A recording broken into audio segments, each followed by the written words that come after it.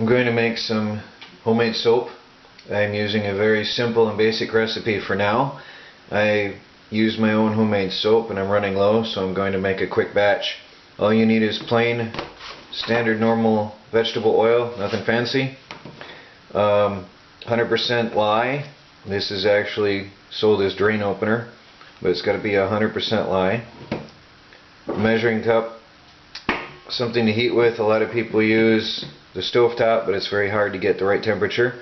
This happens to have a dial to get the precise temperature. You want to cook the soap around 100 degrees, so this makes it convenient. And you need safety goggles, gloves, long sleeves, and long pant legs when you do soap making, because lye is extremely caustic and can melt your skin. So when working with this stuff, be extremely careful.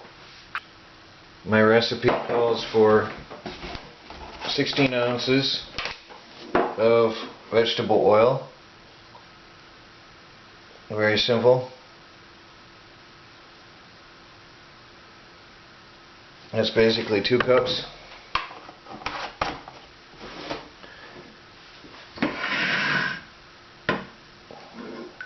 Now again, this is a very simple formula I'm making here. You want to be very careful when working with lye. You want to measure the water out. In this case, we have just under 8 ounces of water.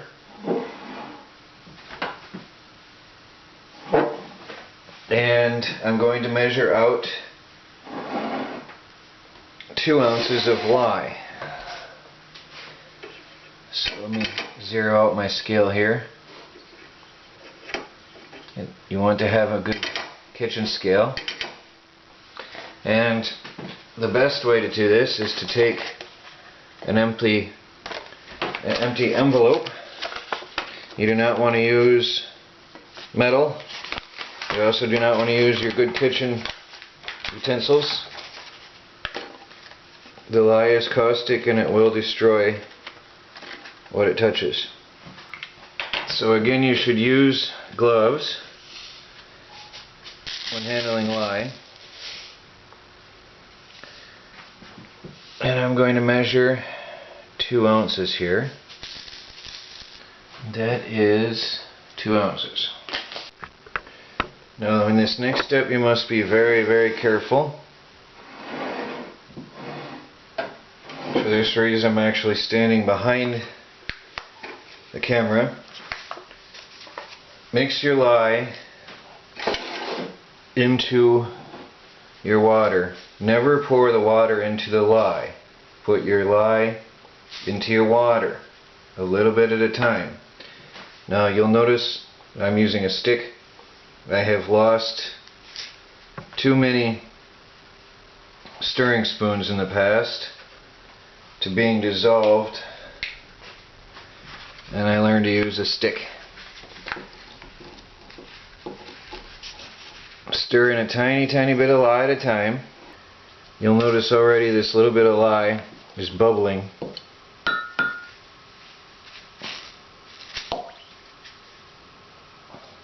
Now this gets extremely hot. Be very careful working with water and lye. There's a chemical reaction that goes on here. I should also note you should have ventilation where you work. This gives off some very poisonous gases. I'm going to set a thermometer inside and let that sit until it's down to 100 degrees. I want to preheat the oil to about 100 degrees. This thermometer starts at 160, so it's a little bit of guesswork. It's a little bit worn, it's old. Okay, my oil is heated up. Now very slowly, very carefully add your lye mixture to your oil.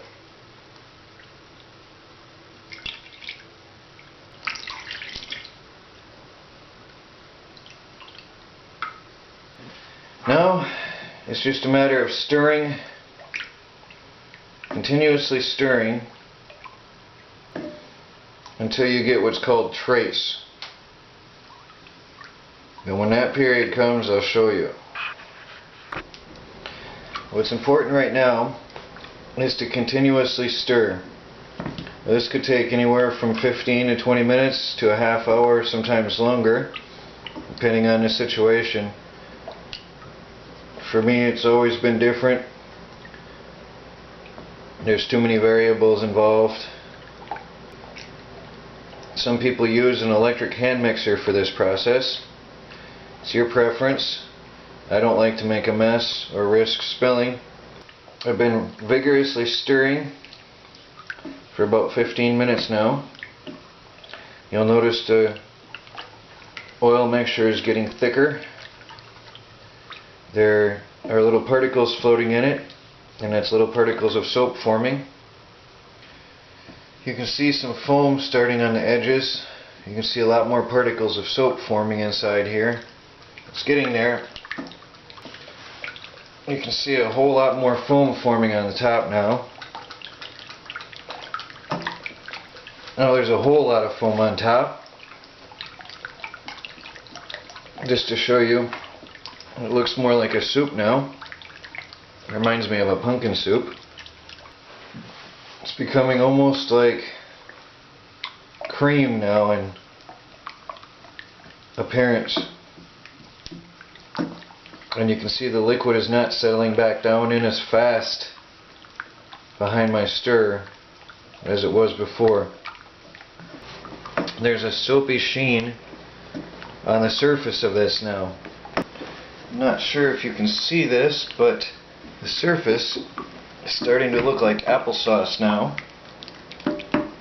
You can see this has become very thick now. For cold processed soap, this is now ready to be poured into the mold.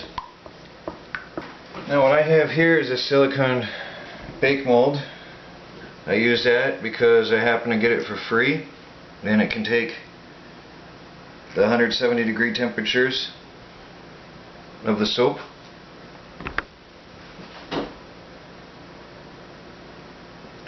Now I'm not making anything spectacular here. This is just for me to use privately, so I'm just going to scrape the pan right out into the bowl, into the mold. Now this batch of soap is done. I would let this sit overnight with a towel wrapped around it and a cover on top to let it slowly cool down and cure overnight.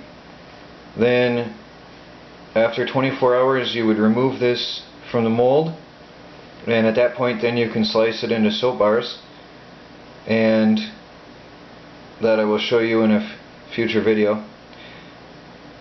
And then you would let it sit for 6 to 8 weeks until all of the lye has been worked out and all of the oil has been converted to soap. And at that point then you can use it as normal body soap, bath soap, or dish soap. The advantage of the cold process soap over the hot process is it's still liquid-like, and I can get a very smooth surface on a soap if I want. And with the cold process soap you get a much nicer looking bar of soap than with the hot process, which is sort of clumpy looking and rough and coarse. So many prefer the cold process because although it takes longer to cure, it gives you a nicer bar of soap.